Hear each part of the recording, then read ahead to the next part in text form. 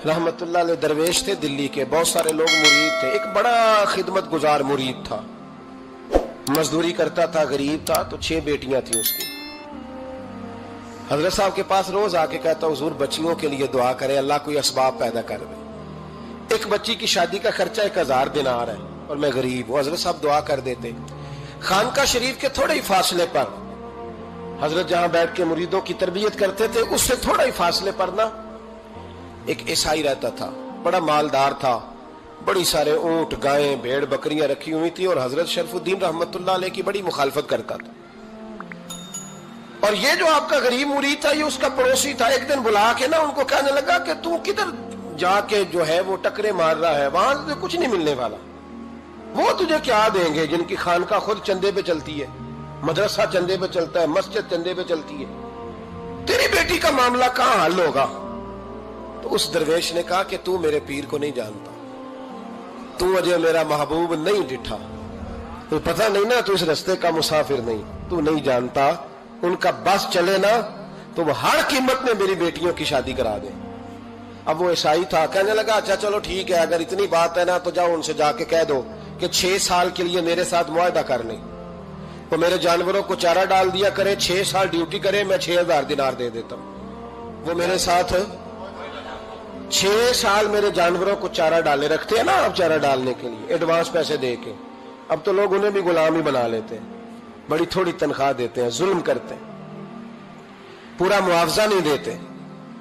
हजरत शेख शरफुद्दीन के बारे में वो कहने लगा, जब अपने पीर से जाके कह के मेरे जानवरों को 6 साल चारा डाले, मैं 6000 दे देता हूं, तू जो कहता है हर कीमत पे जाने को तैयार है। उसने जब ये बात की तो मुरीद ने नाराज हो गया, वो लड़ाई हो गई, गिरबान पकड़ लिया, झगड़ा हुआ, बात बड़ी दूर गई। इस तरह की बात करता मेरे हजरत के बारे में, तेरे जैसे कई मैं वहां काम पे रखा दूं। जब वो बड़ी बहस हुई, बात मोहल्ले में, इलाके में फैल गई, दुनिया ने सुन ली, तो शेख शरफुद्दीन तक भी पहुंच गई। इस तरह झगड़ा हुआ है। लोग सो गए इशा की नमाज के बाद। हजरत साहब ने ना सर पे कपड़ा लिया, उस ईसाई के दरवाजे पे दस्तक दी, वो बाहर आया, फरमाने लगे लोग तो सोच समझ के मुलाजम रखते हैं, तूने भी तो सोच ही लिया होगा, तभी तो मुझे ऑफर की है। तू अपनी ऑफर पे कायम है? वाकई मुझे रख लेगा और 6000 दिनार दे देगा? कहने लगा जा बाबा काम कर अपना। फरमाया नहीं, तूने इतने लोगों में बात की, इतनी बहस हुई, तो कायम है? कहने लगा मैं तो कायम हूं, पर आपने नहीं कायम रहना। फरमाया मैं सोच समझ के आया हूं। उसने कहा आप ड्यूटी करेंगे, भैंसों को चारा डालेंगे? फरमाया एक शर्त, बस जब अजान हो जाए ना तो मुझे रब की नमाज पढ़ने की इजाजत दे देना, बाकी सुबह शाम जो तू कहेगा। अगर उस गरीब की बेटियां ब्याही जाए तो मुझे और क्या चाहिए? उसकी 6 बेटियों का बोझ है उसके सर पे, तू मुझे रख ले। अल्लाह अकबर। वो कहने लगा चले पे मेरे साथ खते बंदगी कर ले। आजकल हम स्टाम्प करते हैं, उस जमाने में खते बंदगी होता था, गुलामी का खत, काजी शहर के पास, यानी उसका ख्याल था कि चलो स्टाम्प की बात करूंगा तो भाग जाएंगे। फरमाया चल मैं तैयार हूं।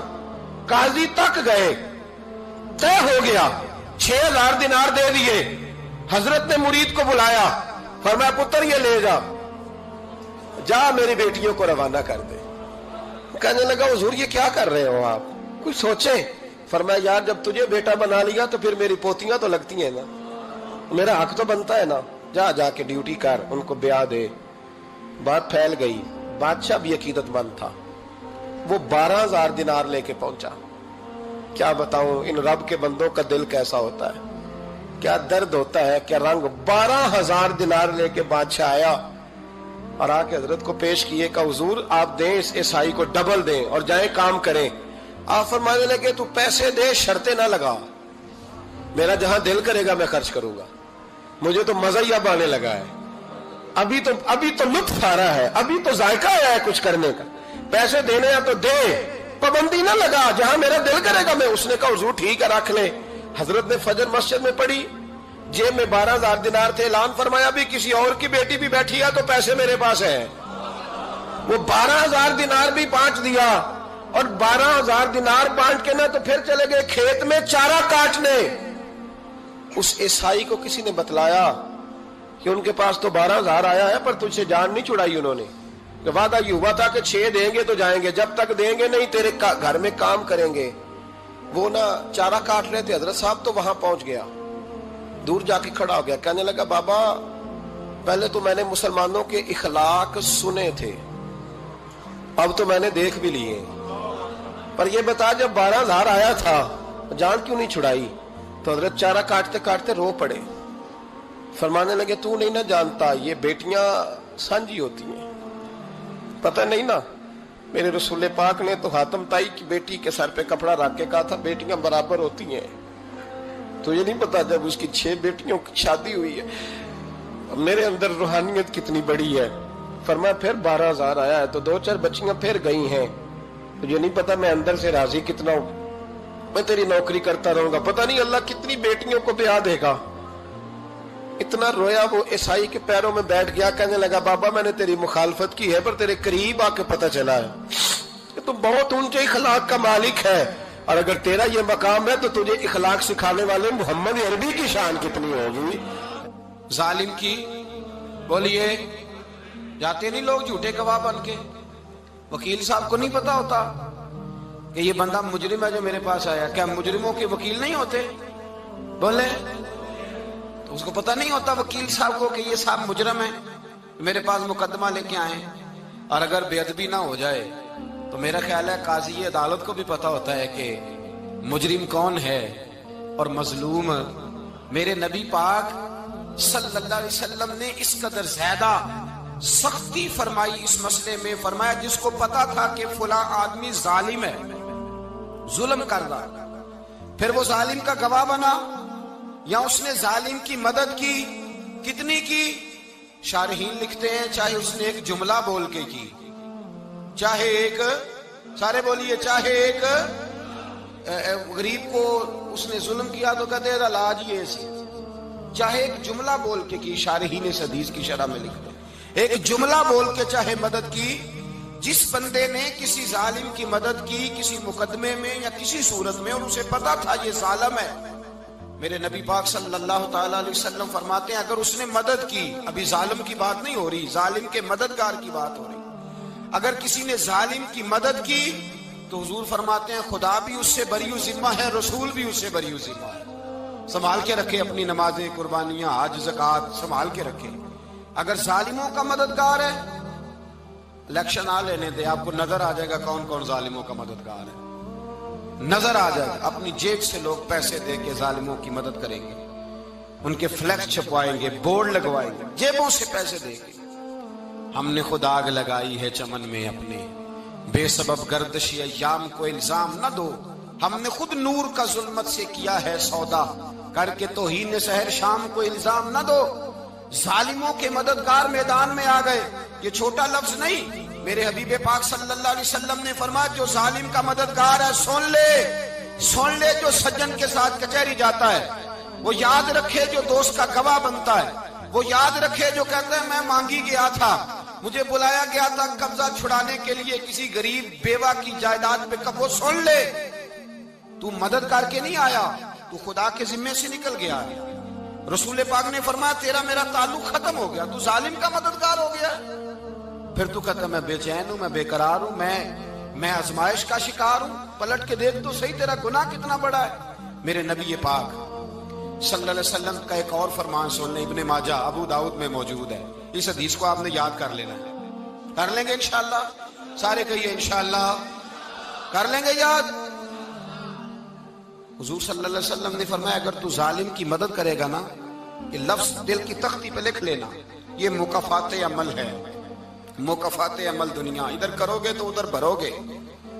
فرمایا اگر تو کسی ظالم کی مدد کرے گا، سن لے حضور کا فرمان ہے، اگر تو ابن ماجہ ابو داؤد سیاہ میں موجود ہے، فرمایا اگر تو کسی ظالم کی مدد کرے گا تو رب تعالیٰ مرنے سے پہلے پہلے تیرے اوپر بھی ظالم کو مسلط کر دے گا، تیرے اوپر بھی ایک دفعہ ظلم ضرور ہوگا اگر تو ظالم کی، وہ کسی صورت میں بھی ہو سکتا ہے، کسی صورت میں بھی تیرا بیٹا ہی اٹھ کے ظلم کر دے گا، تو الجھ جائے گا، کسی نہ کسی جگہ تیرے لیے تباہی کا سامان ہوگا، تیرے اوپر ظلم ہوگا، اس لیے کہ تو ظالموں کا مددگار ہے۔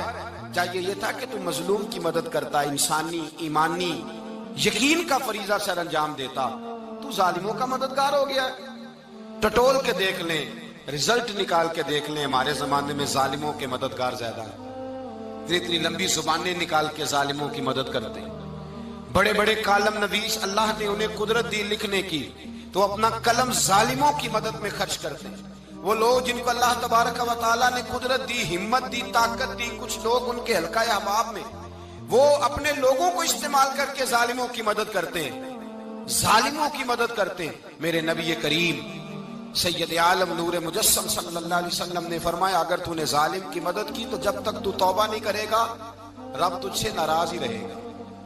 اللہ تجھ سے، او بھائی جس سے رب بھی ناراض ہو گیا، نہ کھانا نہ پینا نہ سونا نہ جاگنا نہ نیند، پھر تیری ہر چیز تیرے لیے آزمائش ہو جائے گی، پھر تیرا سایہ بھی تیرے لیے خوف کا سامان بنے گا، پھر زندگی جیتی جاگتی لاش بن جائے گی، تو اپنے کندھوں پر اپنی میت اٹھائے پھرے گا جب تو ظالم کا مددگار ہوگا۔ اور نبی پاک صلی اللہ علیہ وسلم نے فرمایا ظالموں کا مددگار بھی ظالم ہوتا ہے، ظالموں کا مددگار بھی، سارے بولے ظالموں کا مددگار بھی، نہیں کو نہیں، آپ سارے نہیں بولے، ایک دفعہ بولے ظالموں کا مددگار بھی، پکی بات ہے، ظالموں کا مددگار بھی۔ اللہ اکبر، جس کا یارانہ ہو، جس کا دوستانہ ہو، جو کہے میں نے نا اس کو اوکھے ویلے کے لیے ظالم کو یاد رکھا ہوا ہے۔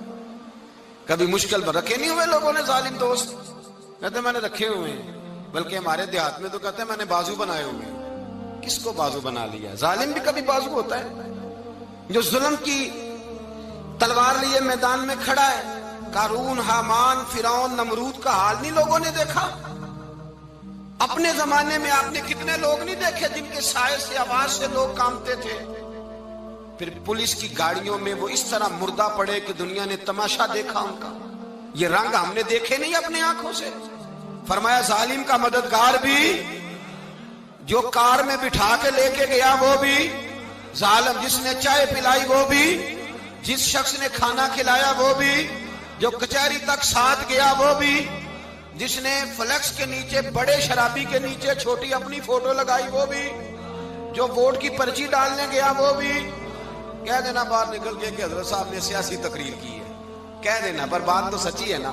خو کرے ہم تو سے تھوڑا سا گلا بھی سن لے، خو کرے ہم تو سے تھوڑا سا بھی گلا۔ امام مالک کے پاس ایک بندہ آیا، اس نے کہا حضور میں درزی ہوں، ایک ظالم بادشاہ مجھ سے کپڑے سلواتا ہے، میں تو ظالموں کا مددگار نہیں نا۔ ایک ظالم بادشاہ مجھ سے، حضور میں تو مددگار نہیں نا ظالموں کا، جو فرمایا ظالموں کا مددگار بھی ظالم ہوتا ہے، تو کپڑے لے کے آتا ہے میں سی کے دے دیتا ہوں، ذمہ داری نہیں۔ یہ ایک آدمی دکاندار ہے، اس سے کوئی بندہ چیز خریدنے آئے گا تو تھوڑی کہے گا میں نے نہیں دینی، تو دے گا۔ کوئی بندہ اگر کسی شخص سے کوئی کام کہتا ہے جو اس کی فیلڈ ہے، اس کا شعبہ ہے، اس کا معاش کا وہ سلسلہ ہے، کہتے ہیں یا رسول اللہ صلی اللہ علیہ وسلم ظالموں کا مددگار بھی ظالم، حضور نے فرما دیا۔ تو امام مالک سے بندے نے مسئلہ پوچھا، دل کی تختی پہ لکھنے والی باتیں ہیں، کہا حضور میں درزی ہوں، ظالم کپڑے سلواتے ہیں، میں تو مددگار نہیں نا۔ امام صاحب کہنے لگے نہیں، مددگار تو وہ ہوگا جو تجھے سوئی دھاگا فراہم کرے گا، تو پورے کپڑے سی کے دیتا ہے، تو خود بہت بڑا ظالم ہے، تو پورے سوٹ سی کے دیتا ہے، تو بہت بڑا ظالم خود ہے۔ مددگار تو وہ ہوگا جو تجھے دھاگا دے گا، جو تجھے بٹن دے گا، جو تجھے نلکی دے گا۔ جو ظالم سے اتنی نفرت، ظلم کر کے بندہ ہے، یہاں تو ہمارے زمانے میں ہیرو بن جاتے ہیں لوگ، ظالم ہیرو ہے، لوگ اس سے ڈرتے پھرتے ہیں، گھومتے پھرتے ہیں، اور بہت سارے کم مزاج لوگ اس کے پیچھے ہاتھ باندھ کے پھرتے ہیں۔ ظالموں کی مدد کرنا، ظالموں کے ساتھ رہنا، یہ ظلم ہے، ظلم، یہ زیادتی ہے۔ میرے نبی پاک صلی اللہ تعالی علیہ وآلہ وسلم نے ارشاد فرمایا، یاد رکھو رب فرماتا ہے میں مظلوم کی مدد ضرور کروں گا، چاہے جلدی کروں چاہے دیر سے کروں، میں مظلوم کی مدد۔ اور حضور صلی اللہ علیہ وسلم نے فرمایا ہے، حضرت معاذ بن جبل کہتے ہیں حضور نے مجھے یمن کا گورنر بنایا، جب میں جانے لگا نا تو حضور نے بڑی نصیحتیں کی، بخاری میں موجود ہے، فرماتے ہیں جب میں پلٹنے لگا تو میرے رسول نے فرمایا معاذ ایک منٹ ٹھہر جا، ایک بات میری یاد رکھنا، اس کو نہ بھولنا۔ کہا حضور کیا؟ فرمایا دیکھنا کسی پہ ظلم نہ کر بیٹھنا، کہیں تجھ سے زیادتی نہ ہو جائے۔ محبوبہ پھر حضور نے فرمایا سن میرے معاذ، میں تجھے گورنر بنا رہا ہوں، زیادتی نہ کر بیٹھنا۔ یا رسول اللہ صلی اللہ علیہ وسلم کیا ہوتا ہے؟ تو میرے کریم نے فرمایا جب مظلوم دعا کے لیے ہاتھ اٹھاتا ہے تو عرش کا مالک کہتا ہے فرشتوں پیچھے ہٹ جاؤ، عرش کا